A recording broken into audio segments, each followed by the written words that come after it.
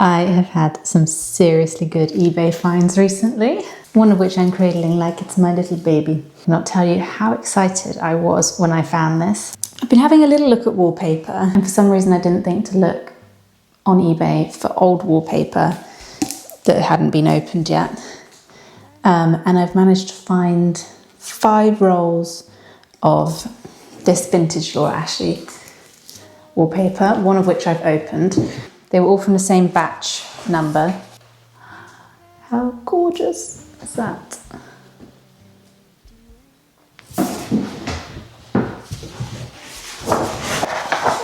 It's gonna look so good. I then found 3 more of the same from a different seller. These are a different batch number, so I'm a little nervous they're gonna look different, but let's hold it up against the originals. These are from different batches, but I can't really tell much of a difference.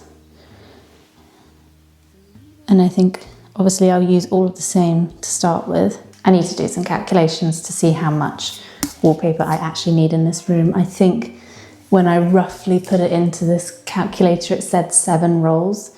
So hopefully we'll be okay.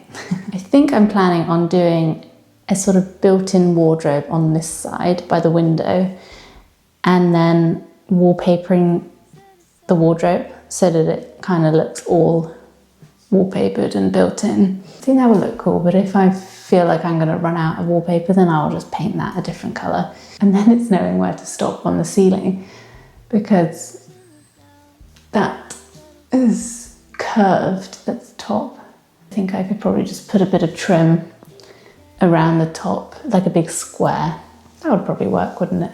I then found another pattern I liked, and this one was a real bargain. So I'm thinking possibly little bedroom for this wallpaper. It's like an orangey, rusty, floral. I have loads of this fabric that I've actually put up for sale on my website. So I might take that down. Although I don't think I'd want matching curtains and wallpaper. I don't know. So I've got 4 unopened rolls of this, and that will definitely be plenty to do the little bedroom. So there we go. That was a bit of a revelation one night when I was looking on eBay. I don't know why I hadn't thought about that. And I mean, this wasn't cheap, but it was definitely cheaper than buying it new. So now I've got to decide if I do the wallpapering or if I get someone in to do it.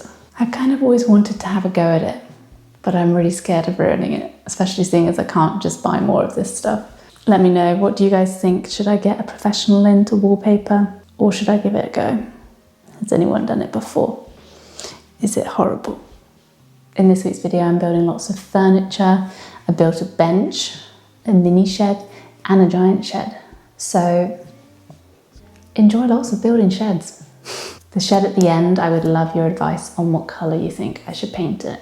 I'm thinking white at the moment, or cream. And then I'm so excited to put a cute little curtain behind the window. So lots of just getting storage ready for when I want to move in.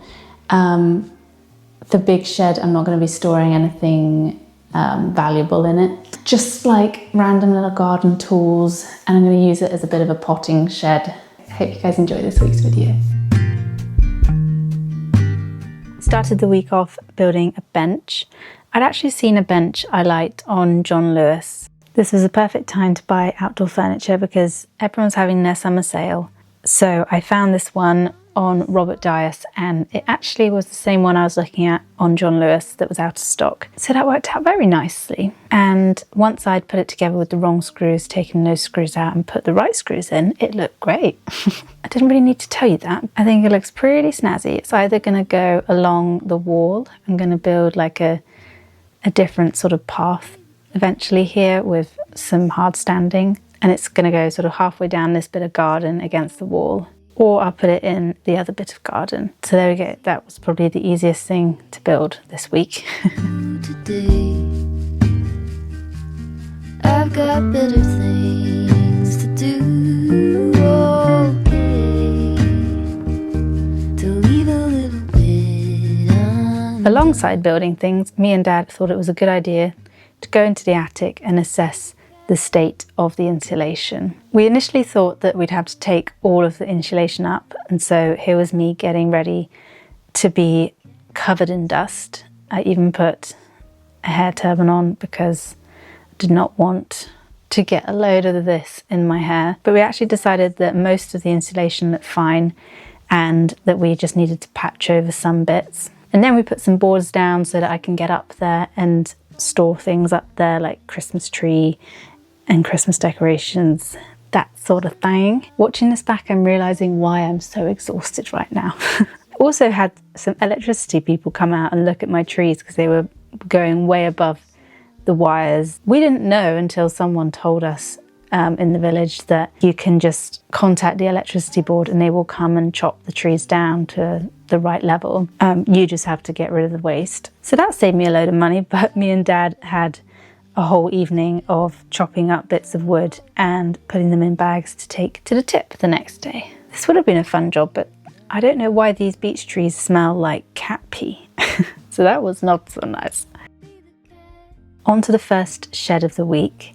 Florrie was helping me. She was wearing her little cooling coat, which is pretty magic actually. If you have a dog that struggles with the heat, they're really good. So we put together this tiny little shed that's going to house cleaning supplies and my Hoover and everything.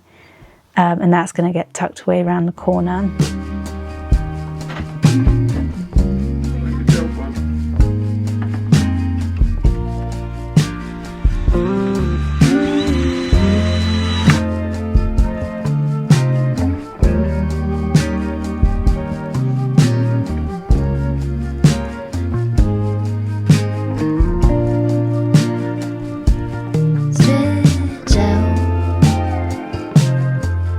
So that was relatively easy to put together. I really struggled to find any shed that had good reviews.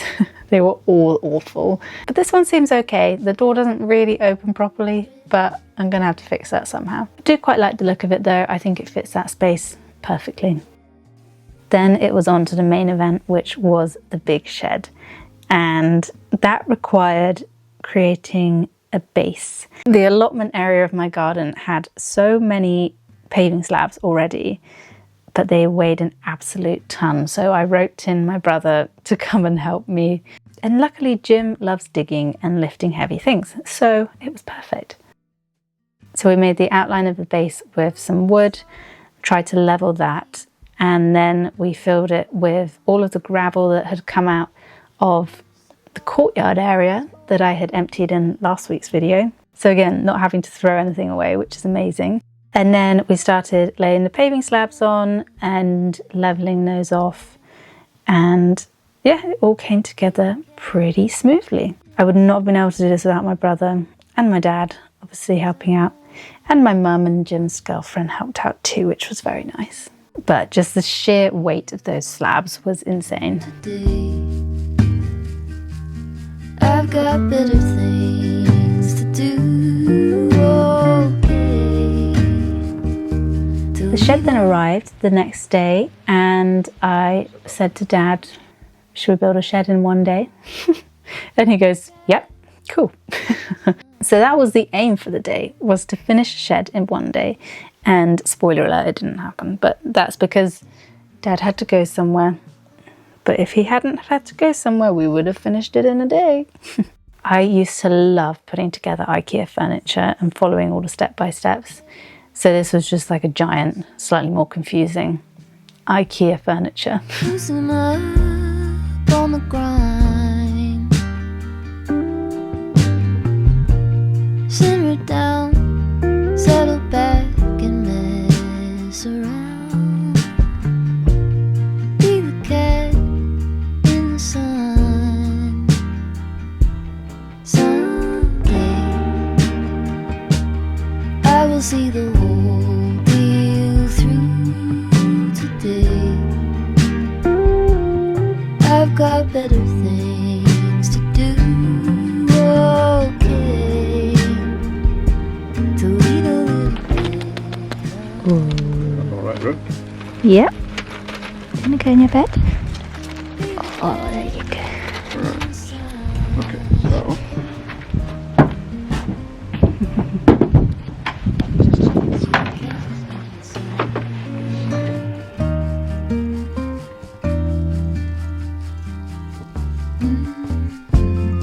started to take shape pretty quickly, and then we had to call it a day and go home. And of course, we'd put the roof on, but no roof felt. And it rained that night.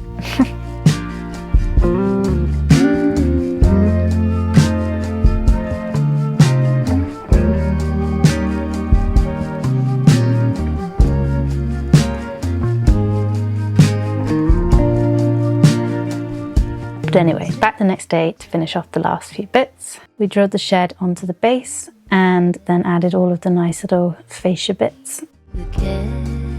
Run out of screws and the roof is wet and we haven't put the felt on yet. Oh, you found some more? Yep. Yay! So we can get it finished. Oh, very good. Thank you.